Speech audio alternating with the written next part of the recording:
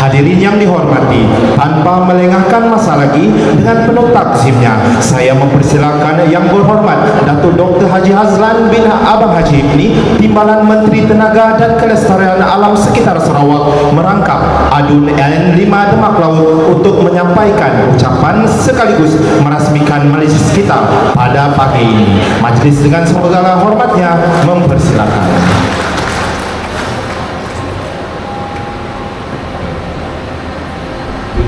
Lori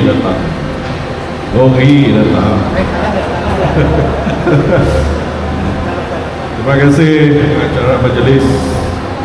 Bismillahirrahmanirrahim. Assalamualaikum warahmatullahi taala wabarakatuh.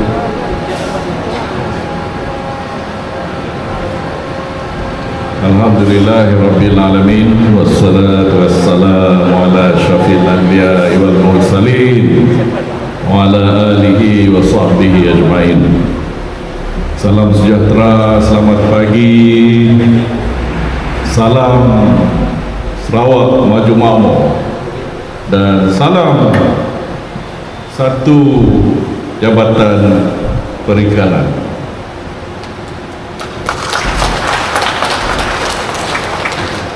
Yang berusaha, first time saya jumpa Puan Liza binti Haji Long, Timbalan Pengarah Jabatan Perikanan Laut Sarawak. Syabas, terima kasih banyak-banyak saya ucapkan kepada Puan Liza dan seluruh Jabatan Perikanan Laut Sarawak. Sampai bila lagi nak jadi Timbalan Pengarah? Patutnya dah boleh dah. Dan yang berusaha Encik Bunyamin bin Haji Kiprawi, Ketua Wilayah Perikanan Wilayah 1 Kuching, yang saya jumpa kali kedua. Kali pertama di pejabat berunding besar panjang tentang penganjuran majlis pada pagi ini. Alhamdulillah berjaya juga. Tepukan juga kepada Encik Bunyamin yang berusaha. Ayahanda kita tu Penghulu Tuan Haji Ali bin Mansah, Penghulu Kampung Muara Tebas, tidak Jabatan Laut, saya tahu betul lah Panglima kami di zon Muara Tebas, termasuk Kampung Selabat dan Kampung Muara Tebas. Untuk yang baru datang, adalah merupakan kampung yang pertama ataupun yang tertua di Demak Laut, yang berusia hampir 500 tahun. Kerana Topekong dia kita di atas nun dekat 300 tahun Topekong. Betul lah dulu. Dan untuk info juga, okay, kampung kedua yang tertua original Demak Laut adalah Kampung Jerenang namanya. 2 kampung saja, Kampung Muara Tebas, Kampung Jerenang. Senang Kampung Jerenang, mulu tahu. Kampung Jerenang adalah the lost kampung. Kini itu Kampung Jerenang sudah jadi oil terminal asal sinergi antara Kampung Gobil dengan Kampung Senari. Ada oil terminal ya. Ialah Kampung Jerenang. Sialah asal-usul nenek datuk kami orang, termasuklah ada tanah perkuburan Mungguk Jerenang namanya di dalam kawasan tersebut. Boleh pergi siap dan lihat ya. Jadi inilah 2 kampung original di Demak Laut. Kampung-kampung lain muda lagi, 100 lebih tahun. Kampung Bakong, Kampung Senari, Gobil, Beradik, Sembilang, Tiang Api, 200 lebih tahun lah. Ya, semuanya berasal daripada Kampung Jerenang dan juga Kampung Sejingkat, dan juga termasuklah di Kampung Tebuan, Tebuan Melayu, Tebuan Raman. Ada juga nelayan saya sikit-sikit ya. Dan sekarang oleh kerana pembangunan yang pesat daripada 2 kampung original, kita dah ada 40 kampung pada waktu ini. Alhamdulillah. Dan juga yang berusaha KK kita, Haji Sudin Seman bin Rasid, yang juga menjadi fullback Kampung Muara Tebas. Ya, dia slim ya. Bukan saja fullback di padang bola, tetapi juga fullback dalam pembangunan Kampung Muara Tebas. Tabas dan tahniah saya ucapkan kepada kepimpinan KK Sudin Seman Rasid, termasuklah semua ahli jawatankuasa JKK dan juga ahli jawatankuasa PBB Kampung Muara Tebas yang begitu proaktif, dan boleh dilihat dewan yang begitu indah tersergam pada pagi ini. Mungkin salah saya lah, itulah dewan yang paling kacak sekali di seluruh Demak Laut. Dewan yang paling berseri-seri dan paling canggih tu belum ada siap lagi, ada lagi depan menggelar. Dan setakat ini saya rasa saya sudah menyalurkan hampir 10 juta projek-projek pembangunan melalui RTP dan MRP kepada Kampung Muara Tebas. Seterusnya, ketua-ketua jabatan dan agensi-agensi kerajaan, ketua-ketua kaum dan ketua jaringan perikanan, rakan-rakan media yang saya hormati, tuan-tuan dan puan-puan yang dikasihi, dan hadirin dan hadirat yang saya muliakan.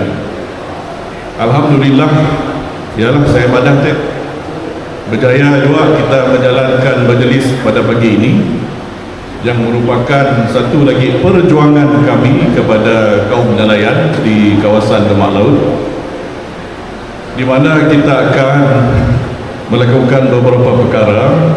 Nombor satu, kita akan melepaskan benih-benih ikan sebanyak 12,000 benih ikan siakap. Ikan siakap di sungai kita, di Muara. Dan ini merupakan program yang pertama sekali diadakan di Kampung Muara Tebas. Program yang pertama di Demak Laut, pun silap saya adalah pada 2018 di Bako, di Terminal Bako. Juga saya melepaskan antara 10,000 12,000 benih ikan bersama-sama dengan Jabatan Laut. Tapi musimnya timbalan berharap belum ada lagi lah. Mungkin yang lagi sekolah kali. Dan 10 tahun, 6 tahun lepas ya, barulah kita bersama-sama dengan Puan Liza dan Cik Benyamin. Cik Benyamin di Miri pada waktu itu, di Miri. Jadi inilah di antara sumbangan kerajaan persekutuan kepada Kerajaan Sarawak melalui bantuan-bantuan seperti ini. Sama juga dengan bantuan pelesenan bot kelas A, ya, pelesenan bot kelas A sebanyak 217 vessel kelas A di Demak Laut. 217, betul tak Benjamin? Dan yang diluluskan, yang mohon adalah 73. Pada pagi itu yang dah diluluskan dan dapat sijil adalah 40. Jadi yang 33 insyaAllah kemudian, ya, kemudian. Dan majoriti vessel penangkapan ikan adalah vessel penangkapan ikan tradisional yang beroperasi di zon A, di sungai-sungai, yaitu di perairan kosong Batu Nautika dan ke atas. Dan juga kita mempunyai 24 vessel di bawah zon C, yaitu vessel komersial yang beroperasi tidak kurang daripada 12 batu nautika daripada pantai. Jadi mengikut statistik 2023, seramai 243 orang nelayan berdaftar dengan Jabatan Perikanan Laut Sarawak di Demak Laut. Di Demak Laut aja 243. Di seluruh Kuching 800 lebih. Yang terbesar di Sarawak adalah di Kuching, termasuklah sidak di Buntal, di Bako, di Sematan dan sebagainya. Dan tempat yang ramai nelayan juga adalah di Beladin. Di kawasan Beladin. Sampai ke bawah Tepas pun, ke Gopil pun dia datang. Kan?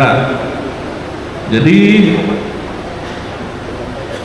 kebanyakan nelayan kita adalah tergolong dalam 200 lebih nelayan yang berdaftar ini, dan ini menunjukkan betapa pentingnya peranan nelayan-nelayan untuk melindungi dan menjaga kepentingan sumber perikanan negara. Ialah pentingnya nelayan. Mun kita siada nelayan, tiada ikan atas meja kita, atas meja makan. Siapa nak cari ikan? Tak.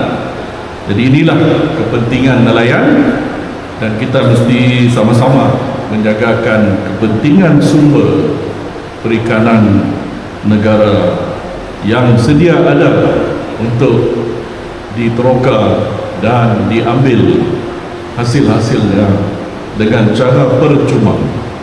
Mau kasih mau aja tinggal. Kita sentiasa membantu dan memberi bermacam-macam bantuan, sokongan dan sokongan moral kepada semua nelayan-nelayan. Saya juga ingin mengambil kesempatan ini untuk mengucapkan tahniah dan syabas kepada 40 orang penerima lesen sampan pada hari ini. Dan dengan lesen ini, maka aktiviti menangkap ikan akan lebih teratur, lebih sah di sisi undang-undang, kerana kita sudah berlesen.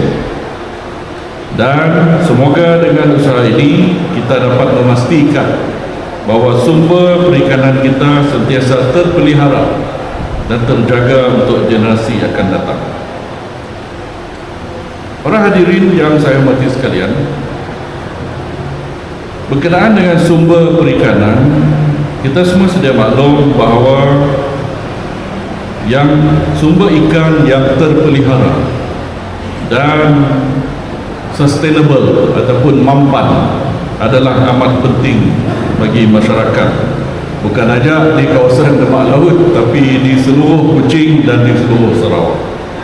Sumber ikan di kawasan pesisiran pantai adalah amat sensitif, kerana kawasan itu adalah merupakan tempat pembiakan ikan dan tumbesaran ikan.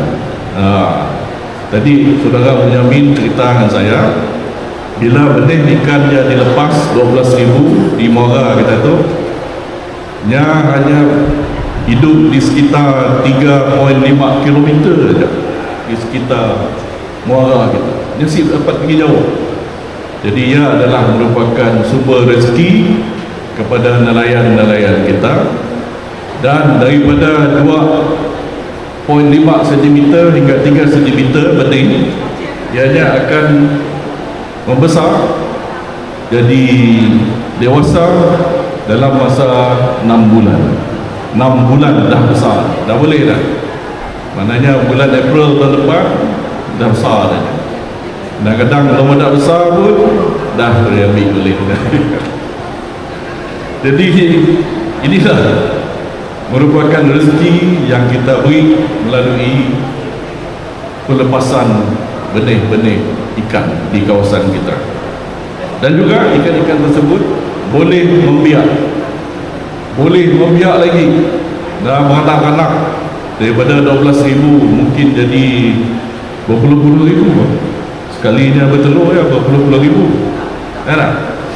Dan inilah insya-Allah akan menjadi punca rezeki yang lebih kepada semua nelayan-nelayan di kawasan kita. Pada hari ini, Jabatan Perikanan Laut akan melepaskan begitu banyak sekali benih-benih ikan, 12,000 semuanya. Dan program ini adalah satu langkah untuk kita memastikan kelestarian ekosistem perairan di sungai kita.